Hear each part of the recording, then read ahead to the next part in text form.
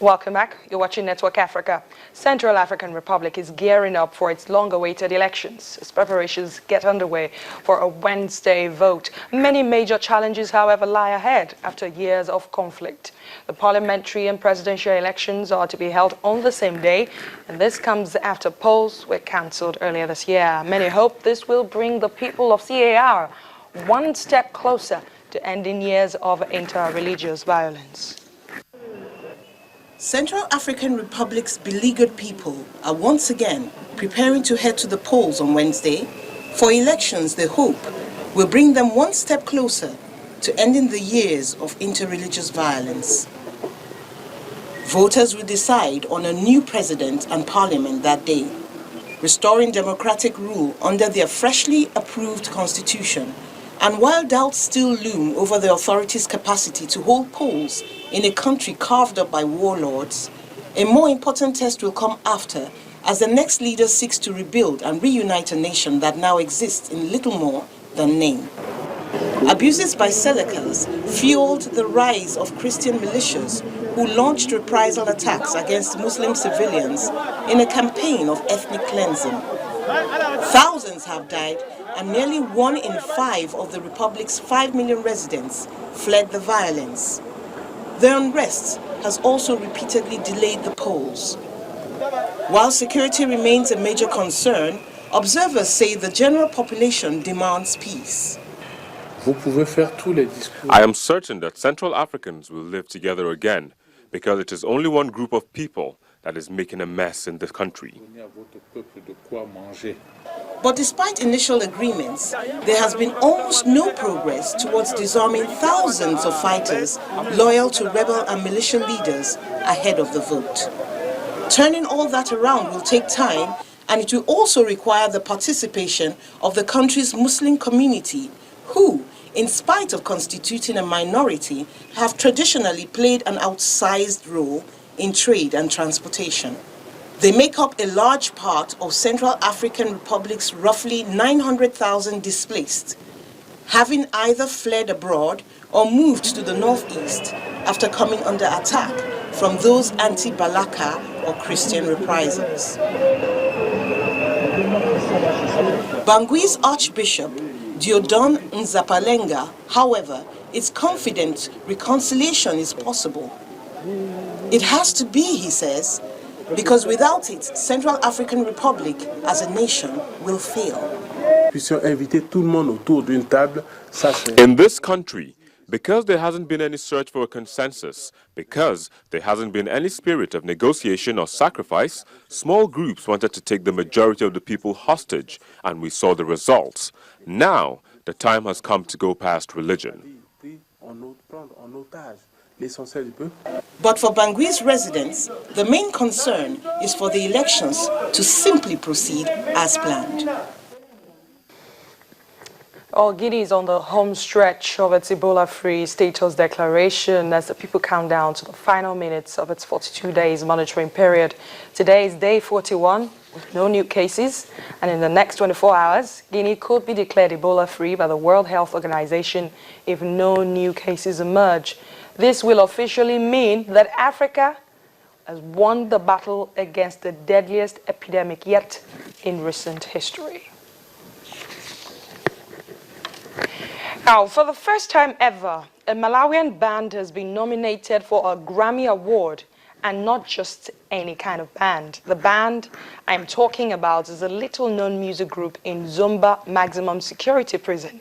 Its project, I Have Know Everything Here, was recorded in prison in January this year and has been nominated for the Best World Music Album. VOA's Lamek Messina reports. This band was formed in 2008, largely to entertain inmates at Zomba Maximum Prison.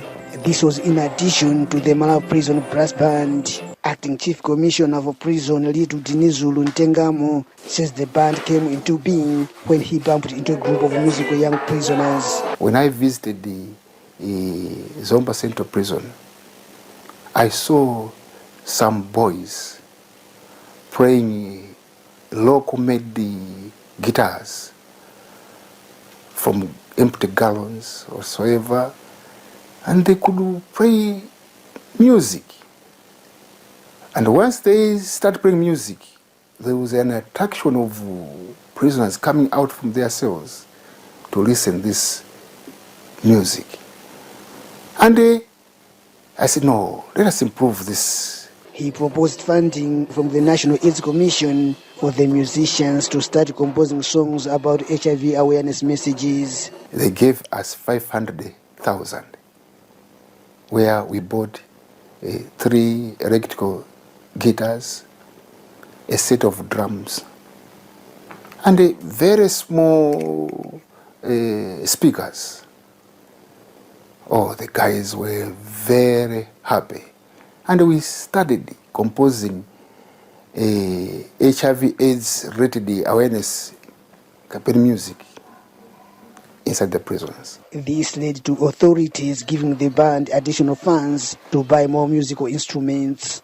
A prison officer, Linus Kaunda, is the deputy leader of the band. She says the nomination was a surprise to everyone at the prison. We were not expecting it, especially when this American man came to record our music. We were suspicious of his motive. We were not sure what he wanted to do with our music and where he wanted to take it. We only allowed him to record us because it was an instruction from authorities.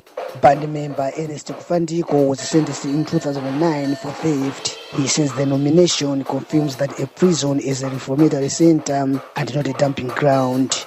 And they should not expect that we will be leading our previous lifestyle once we are released. What they should know is that we have learned skills that once released, they will know that these young men have indeed changed. The 20-song album was recorded in 2013 by visiting American Grammy-winning producer Ian Brenner, who later gave it international exposure. Prison authorities say the band will not attend the award ceremony in Los Angeles in February. Instead, they say a government representative may go on its behalf. But whoever represents them, the band members say they will win the award. Congratulations to them. Finally on the program, remember we have been receiving your pictures describing how you spent your holiday. Thank you so much for sending them in. Let's show you some of them because we actually promised that we will show you the pictures when you send them. Take a look.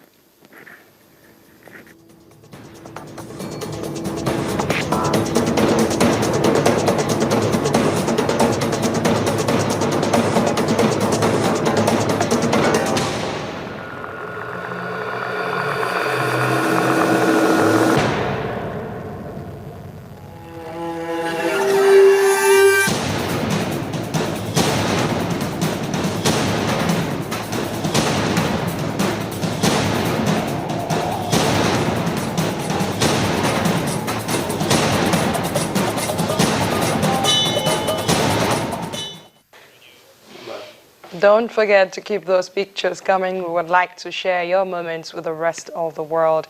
Send them to networkafrica@channelstv.com and also find me on Twitter at @adeshawajosh. Also, you can send it to our Eyewitness feature in the Channels TV app on the Android, iOS, and Windows 8 platforms. We are waiting for your pictures. That's Network Africa this time. Thank you so much for watching. I am Adeshawa Josh. See you tomorrow.